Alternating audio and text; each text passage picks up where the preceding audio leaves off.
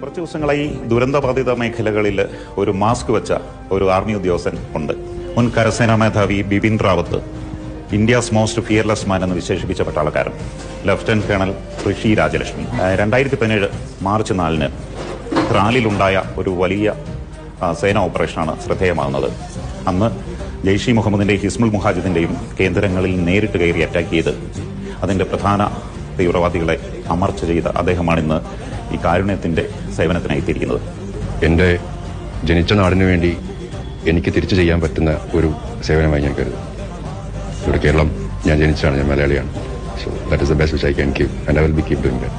2017 March 4 ഒരു തീവ്രവാദികൾ ഇരിക്കുന്ന സ്ഥലത്തേക്ക് ഒരു സ്ഫോടവസ്തുക്കളുമായി കയറുമ്പോൾ സ്വന്തം ജീവൻ അത് മനസ്സിലുണ്ടായിരുന്നില്ലേ? എന്റെ രാജ്യമാണ് എനിക്ക് പ്രധാനം.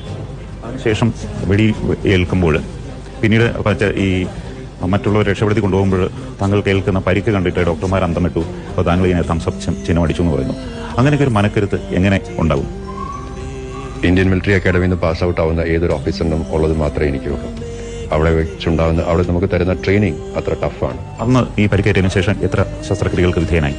Almost 23 surgeries. എൻ്റെ ഈ മാസ് സോ മെനി ഡിസബിലിറ്റീസ് അങ്ങനെ പറയാം. ഇപ്പൊ എന്നെ കണ്ടാൽ പെർഫെക്റ്റ്ലി ഫിറ്റ് അല്ലേ. So you must be able to cover your disabilities and project your abilities. അതിന്റെ ഈ മാസ്ക് നല്ലോണം ചെയ്യുന്നു.